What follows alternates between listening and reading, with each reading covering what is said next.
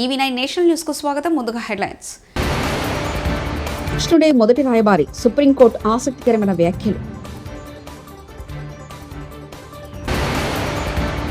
ఏపీలో ఉచిత బస్సు ప్రయాణంపై మార్గదర్శకాలు జారీ. తిరుమల శ్రీవారిని దర్శించుకున్న పలువురు ప్రముఖులు.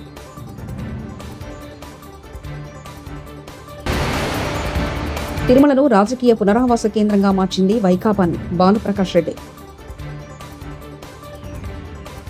బృందావనంలోని శ్రీబాంకే బిహారీ టెంపుల్ ట్రస్ట్ వివాదంలో సుప్రీంకోర్టు సోమవారం నాడు ఆసక్తికరమైన వ్యాఖ్యలు చేసింది.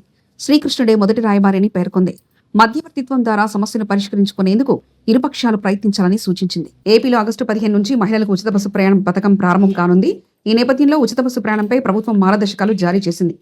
ఏపీలో ఎక్కడి నుంచి ఎక్కడికైనా జీరో టికెటింగ్ విధానం ఉంటుందని మంత్రి రాంప్రసాద్ తెలిపారు. Palle Velugu, ultra Palle Velugu, express, ultra ఎక్స్ప్రెస్లలో ఈ పథకం అమలు చేస్తున్నట్లు కీలక ప్రకటన చేశారు. తిరుమలలో ఏదో జరిగిపోతుందని భూమన కరుణాకర్ రెడ్డి అసత్య ప్రచారాలు చేస్తున్నారని తిరుమల తిరుపతి దేవస్థానం బోర్డు సభ్యుడు భానుప్రకాష్ రెడ్డి అన్నారు. భక్తుల భద్రత కోసమే మఠాలకు నోటీసులు ఇచ్చినట్లు చెప్పారు. ఉగ్రదాడులు జరిగే అవకాశం ఉందని నిఘా వర్గాలు హెచ్చరిస్తున్నట్లు తెలిపారు.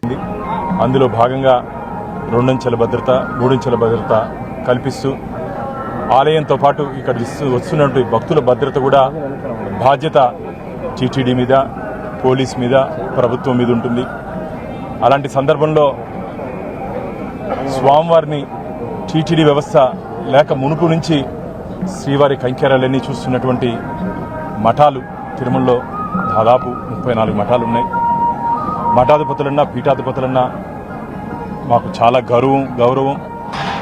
కానీ నిన్న భూమన కరుణాకర్ రెడ్డి గారు, మాజీ టీటీడీ చైర్మన్, పొంతన లేని మాటలు మాట్లాడుతూ అబద్ధాలు చెబుతూ మేము మఠంలో వస్తున్నటువంటి భక్తులకి ఏ విధంగా టీటీడీ గెస్ట్ హౌస్లో, టీటీడీ అలాట్మెంట్లో మనం ఆధార్ కార్డులు తీసుకుంటామో భద్రతా దృష్ట్యా ఆ విధంగా మఠంలో వస్తున్నటువంటి భక్తులకు కూడా ఆధార్ కార్డులు తీసుకొని వారి వివరాలు తీసుకోవాలని చెప్పి, అలాగే సీసీ కెమెరా మఠం ముందు ఎవరు వస్తున్నారో ఎవరు వెళ్తున్నారో సీసీ కెమెరా ఒకటి ఇన్స్టాల్ చేసుకుంటే మంచిదని, అలాగే 2-3 మార్గాలు కాకుండా ఏదో ఒక దారిలోనే వచ్చి వెళ్లేది వ్యవస్థ చేసుకుంటే బాగుంటుందని చెప్పి నిన్న వారికి మఠంలో ఉన్నటువంటి నిర్వాహకులకి మేము ఒక సూచన ఇవ్వడం జరిగింది. ఇది సూచన, నోటీసు. దాన్ని ఈయనేదో హిందూ మతం మీద దాడి, మఠాల మీద దాడి అని చెప్పి వారు మాట్లాడడాన్ని నేను తీవ్రంగా ఖండిస్తున్నాను. మీరున్నప్పుడు 2019 నుంచి 2024 వరకు తిరుమలని ధార్మిక క్షేత్రాన్ని ధనార్జన క్షేత్రంగా చేసింది మీరు, ధార్మిక క్షేత్రాన్ని రాజకీయ పునరావాస కేంద్రంగా చేసింది మీరే ఈరోజు మఠాల గురించి, హిందూ ధర్మం గురించి మాట్లాడేది. మీరు మాట్లాడుతుంటే దెయ్యాలు వేదాలు వల్లించినట్టుంది. ఇది తిరుమల రాజకీయాలు ప్రస్తావించకూడదు కాబట్టి నేను వారిని కరుణాకర్ రెడ్డి గారికి చెప్తున్నా, ఏదో ఒక అంశంలో వారు ఏమీ లేకపోయినప్పటికీ ఏదో ఇక్కడ జరిగిపోతోందని చెప్పి ఒక అబద్ధపు ప్రచారాన్ని తీసుకుని వస్తున్నారు. అసలు ఆలయానికే భద్రత ఉంది కరుణాకర్ రెడ్డి గారు. మీరు ఒకసారి చూడండి, ఆలయం పైన ఒకసారి చూడండి, మొత్తం లోపల గాని పైన గాని ముందర గాని మహద్వారం దగ్గర గాని ఆలయం. తిరుమల శ్రీవారిని రాష్ట్ర మంత్రి కొలుసు పార్థసారథి దర్శించుకున్నారు. వీఐపీ ప్రారంభ విరామ దర్శన సమయంలో ఆయన తన కుటుంబ సభ్యులతో కలిసి స్వామివారి సేవలో పాల్గొన్నారు. తొలుత తిరుమల తిరుపతి దేవస్థాన అధికారులు ఆయనకు ఘనస్వాగతం పలికి దర్శన ఏర్పాట్లు చేశారు. అనంతరం ఆలయంలోకి వెళ్లిన మంత్రి పార్థసారథి స్వామివారిని దర్శించుకున్నారు. దర్శనానంతరం రంగనాయకుల మండపంలో పండితులు వారికి వేద ఆశీర్వచనం చేసి స్వామివారి తీర్థ ప్రసాదాలు అందజేశారు. ఈ సందర్భంగా మంత్రి మాట్లాడుతూ భగవంతుని ఆశీస్సులతో రాష్ట్రంలోని అన్ని రిజర్వాయర్లు జలకలను సంతరించుకున్నాయని తెలిపారు. వర్షాలు సమృద్ధిగా కురిసి వ్యవసాయం, పాడి పంటలు పండాలని విజన్ 2047 స్వర్ణాంధ్ర రాష్ట్ర అభివృద్ధి కోసం కష్టపడుతున్న సీఎం చంద్రబాబు ఆలోచనలో నెరవేరాలని స్వామివారిని వేడుకున్నట్లు మంత్రి చెప్పారు. మరోవైపు ఒడిశా గవర్నర్ కంబంపాటి హరిబాబు, కర్ణాటక గవర్నర్ దావర్ చంద్ గెహ్లోట్ పేరువేరుగా స్వామివారిని దర్శించుకున్నారు. ముఖ్యమంత్రి చంద్రబాబు నాయుడు గారి ఆలోచనలు ఏదైతే ఉన్నాయో, విజన్ 47 కానివ్వండి, స్వర్ణాంధ్ర కానివ్వండి, లేదా రాష్ట్రంలో ఆయన రాష్ట్ర అభివృద్ధి కోసం, రాష్ట్రంలో యువత కోసం ఏదైతే ఆయన కష్టపడతా ఉన్నాడో వాటన్నిటికి కూడా మంచి ఫలితాలు ఇవ్వాలని చెప్పేసి భగవంతుని కోరుకున్నాను. అదేవిధంగా రాష్ట్రంలో ఎక్కడ కూడా విద్వేషాలు ప్రజ్వరిల్లకుండా, ఎవరు దాన్ని విద్వేషాలు రగిల్చాలని చెప్పేసి ప్రయత్నం చేసినా కూడా అటువంటి ప్రయత్నాలన్నింటినీ కూడా భగవంతుడు అనగదొక్కాయాలని చెప్పేసి ప్రజలందరూ కూడా మంచి శాంతియుత వాతావరణంలో వారి వారి కుటుంబాలు చల్లగా ఉండాలని చెప్పేసి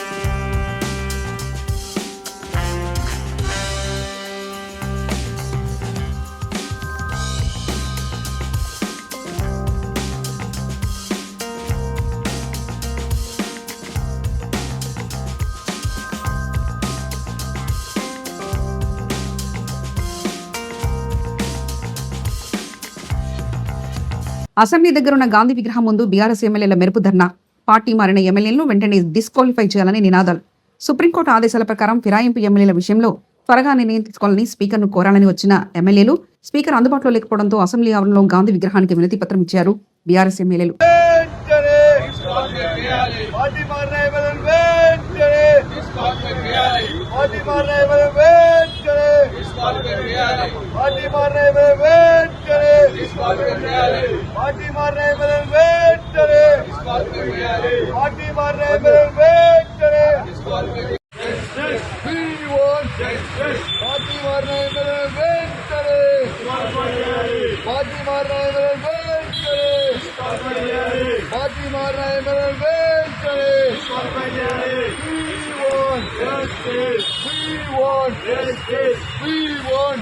ముఖ్యమంత్రి చంద్రబాబు, మంత్రి నారా లోకేష్, వైఎస్ఆర్సీపీ ప్రధాన కార్యదర్శి లక్ష్మీపార్వతి సంచలన ఆరోపణలు చేశారు.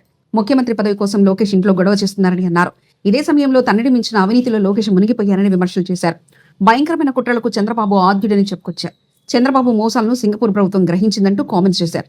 వైఎస్ఆర్సీపీ ప్రధాన కార్యదర్శి లక్ష్మీపార్వతి తాజాగా మాట్లాడుతూ ముఖ్యమంత్రి పదవి కోసం లోకేష్ ఇంట్లో గొడవలు పెంచుతున్నాడు, కుటుంబ కలహాలు జరిగాయి, లోకేష్ కు అందుకే చంద్రబాబు పొగుడుతున్నాడు, సరిగ్గా చదువుకోనని లోకేష్ ను మంత్రిని చేశారు, చంద్రబాబును మించిన అవినీతిపరుడు లోకేష్, చంద్రబాబు ప్రతి విషయంలోనూ డ్రామాలాడుతున్నారు, భయంకరమైన కుట్రలకు చంద్రబాబు ఆద్యుడు, ఢిల్లీలో పనిచేసే ఇతర దేశాల విలేకరులకు నెలవారీ జీతాలు ఇస్తున్నారు, పాకిస్తాన్ జర్నలిస్టులకు కూడా చంద్రబాబు డబ్బులు పంపుతున్నారు, పదే 90 దేశాలంటూ చంద్రబాబు మాట్లాడే మాటల వెనుక చాలా కథే ఉందంటూ తెలిపింది. ఒకసారి పరిశీలించి చూస్తే తెలుగుదేశం పార్టీలోకి ఎలా వచ్చాడనేది అందరికీ తెలిసిన విషయమే. కాదు ఇప్పుడున్న మీడియాకి సరిగ్గా తెలియదు, చిన్నపిల్లలు గనక మీరంతా కూడా. ఆనాడు ఇంకా సోషల్ మీడియా అస్సలు లేదు, ఉన్నది రెండు ఈనాడు, ఆంధ్రజ్యోతి. ఈ 2 పత్రికలే అతను నువ్వు అంత గొప్పవాడు ఇంత గొప్పవాడిని కీర్తించాయి. అది పక్కన పెడితే కాంగ్రెస్ పార్టీలో ఉండేది, కాంగ్రెస్ పార్టీనే మోసం చేసి అబద్దాలతో ఆ పార్టీలోకి వెళ్ళాడు. మళ్ళీ ఆ పార్టీలో సీనియర్స్ ను మోసం చేసి సంజయ్ గాంధీని పట్టుకొని మంత్రి పదవి సంపాదించుకున్నాడు. పాపం ఏదో మంత్రి అయ్యాడు కదా అని చెప్పి ఎన్టీఆర్ గారు పిలిచి పిల్లనిచ్చిన తర్వాత ఎన్టీఆర్ గారు తెలుగుదేశం పార్టీ పెట్టారు. పెట్టినప్పుడు ఈయన కాంగ్రెస్ లోనే ఉండి ఏంటి అసలు మా మామ రంగులు పూసుకునేవాడు, అదేవిధంగా నటుడు, ఆయన్ని ఓడించడం పెద్ద కష్టమేం కాదు చూడండి అని చెప్పి బీరాల బలికి మొత్తానికి చంద్రగిరిలో పోటీ చేసి అయిపోయాడు. ఒక సామాన్య కార్యకర్త, అతను ఎవరో కూడా తెలియదు, సుబ్రహ్మణ్య నాయుడు ఏదో ఉంది, ఆయనకి తెలుగుదేశం పార్టీ సీట్ ఇస్తే ఆయన చేతిలో ఘోరంగా ఓడిపోయి అక్కడి నుంచి కుప్పం పారిపోయి ఏంటి అక్కడ కూడా వరుసగా గెలుస్తున్నాడండి ఏంటి అని చూస్తే అక్కడ పక్కనుండేటువంటి తమిళ ఓట్లన్నీ కూడా చేర్చుకుని 60,000 ఓట్లు చేర్చుకొని అక్కడి నుంచి ఆ ఓట్లతో ప్రతిసారి ఎలక్షన్ రావటం, ఆ తమిళ ఓటర్లు వచ్చి ఓట్లు వేయటం, కాముగా వెళ్లిపోవటం డబ్బులు తీసుకొని. ఈ విధంగా అంటే మొదటి నుంచి కూడా ఇతని అక్రమ విధానాలు ఎలా కొనసాగుతున్నాయో ఒక్కసారి నేను చెప్పాలని, గుర్తు చేయాలని ప్రజలకి మరొకసారి అని చెప్పి చెప్తా ఉన్నాను. తర్వాత కాంగ్రెస్ పార్టీని తెలుగుదేశంలో పార్టీ రావటానికి ఓ పెద్ద డ్రామా నడిచింది. ఎన్టీఆర్ గారు చెప్పారు కదా, నాకంటే చాలా పెద్ద నటుడు నా అల్లుడు అని చెప్పి. అది వాస్తవం. ఈయన వివిధ విశ్వరూపాలన్నీ కూడా మనం చూస్తానే ఉన్నాం. ఇప్పుడు కూడా కళ్ళకు కట్టినట్టు ఎన్ని డ్రామాలండి. సింగపూర్ పోతే ఒక డ్రామా, సింగపూర్ నుంచి వస్తే ఒక డ్రామా, తర్వాత వేరే స్విట్జర్లాండ్ పోతే ఒక డ్రామా, స్విట్జర్లాండ్ నుంచి వచ్చాక ఒక డ్రామా, ఇతరుల మీద, ఇతర పార్టీ వాళ్ళ మీద కేసులు పెట్టడానికి పెద్ద డ్రామాలు, లిక్కర్ కేసు చూస్తానే రోజుకు పెద్ద డ్రామాలు. ఆస్కార్ అవార్డు ఇచ్చేంత స్థాయిలో ఈ రోజు చంద్రబాబు నాయుడు గారు, అతని కొడుకు నటన ఇంకెందుకులేండి, అంత అద్భుతంగా అంత సహజంగా నటిస్తా ఉన్నారు వాళ్ళు.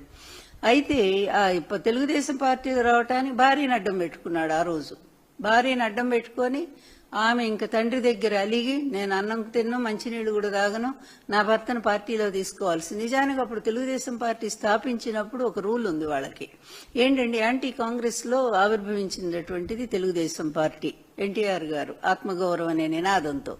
అలా వచ్చినటువంటి పార్టీ కాంగ్రెస్ లో ఉండే వాళ్ళని తీసుకోకూడదనేటువంటి ఒక రూల్ పాస్ చేసుకున్నారు వాళ్ళు. మీ ఇంటి కోసం మా పోరాటం. నారాయణఖేడ్ మాజీ శాసనసభ్యులు మహారెడ్డి భూపాల్ రెడ్డి. నారాయణఖేడ్ భారత రాష్ట్ర సమితి నియోజకవర్గ కార్యాలయం నుండి సబ్ కలెక్టర్ ఆఫీస్ వరకు డబుల్ బెడ్రూమ్ లబ్ధిదారులతో ర్యాలీ నిర్వహించి సబ్ కలెక్టర్ను అర్హులైన గత ప్రభుత్వంతో నేను ఎమ్మెల్యేగా ఉన్నప్పుడు లాటరీ సిస్టమ్ ద్వారా ఎంపిక చేసి లబ్ధిదారులకు వెంటనే డబుల్ బెడ్రూమ్ ఇళ్లను పంపిణీ చేయాలని సబ్ కలెక్టర్ కు వినతి పత్రం అందించారు. చైర్మన్ గారు వాళ్ళందరూ ఏం చేసినారంటే దగ్గరుండి మీ అందరు గరీబులు ఉన్నారని చెప్పి మీకు ఇల్లు ఇచ్చిండక, దానికి ఏం చేసిండు ఆయన? ఇప్పుడు వాళ్ళ కార్యకర్తలకు మున్సిపల్ కాకుండా పక్క విలేజ్లలో గరే మీకెన్ని ఇల్లుండే, మీకెన్ని ఎన్ని ఉంటాయని రాసుకోండి జల్దీ అని చెప్పేసిండు. ఈ మెసేజ్ మాకు వచ్చింది. అటువంటి ఎమ్మెల్యే ఉన్నాడు. దానికోసమని ఈ రోజుతో పోరాటం కాకుండా అనునిత్యం మన సార్ ఈ రోజు ఇట్లా పిలిపిస్తూ వచ్చినారో, రేపు ఇట్లా ఇల్లు వచ్చేదాకా ఇడిచేది లేదు. తాత జాగిరి కాదు, మన జాగిరి, మన బీఆర్ఎస్ జాగిరి, మన కష్టం. భూపాల్ రెడ్డి గారు కష్టం, ఫ్యామిలీ కిడిచి మన కోసం కష్టపడ్డాడక్క. ఇప్పటిదాకా ఏ ఎమ్మెల్యే కష్టపడ్డాక ఇంతరం ఎవరు చేసినారు? భూపాల్ రెడ్డి కంటే ఎక్కువ చేసినారు. హాయితంగా బయట ఇక్కడ గెలిచిన ఎంపీ ఇక్కడ నారాయణఖేడ్ ఉన్నాడు. చెల్లెగా హైదరాబాద్, ఢిల్లీ చెల్లెగా ఇక్కడ ఉండాలి. ప్రజలు ఉండేది భూపాల్ రెడ్డి కావాలన్నా, బయట ఉండే ఎంపీ కావాలన్నా మనకు. ఆలోచించండి.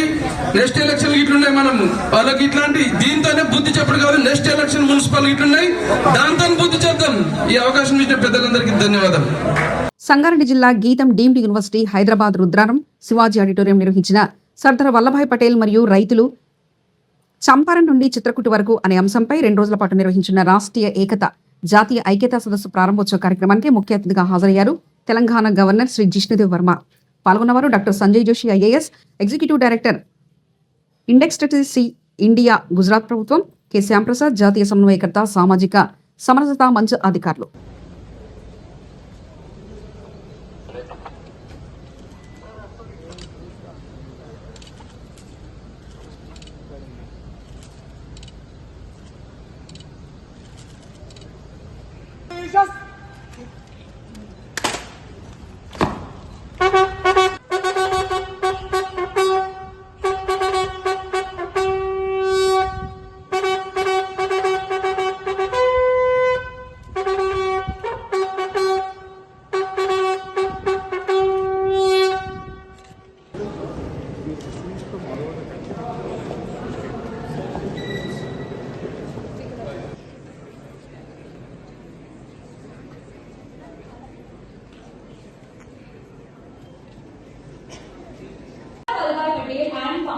From Champaran to Chitrakoot.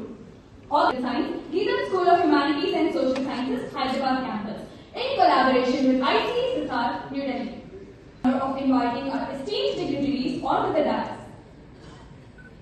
I request all the audience to remain seated and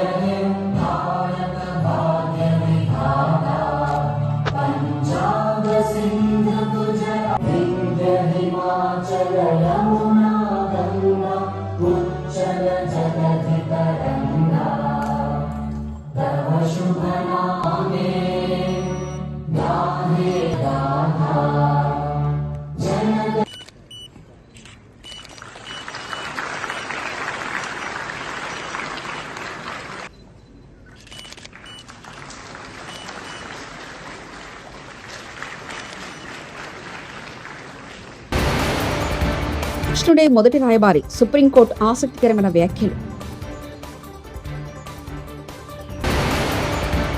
ఏపీలో ఉచిత బస్సు ప్రయాణంపై మార్గదర్శకాలు జారీ.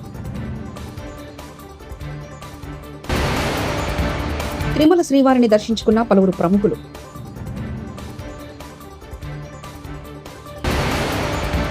తిరుమలను రాజకీయ పునరావాస కేంద్రంగా మార్చింది వైకాపాని భానుప్రకాష్ రెడ్డి. ఇవి బులెటిన్ విశేషాలు. చూస్తూనే ఉండండి EV9 నేషనల్ న్యూస్.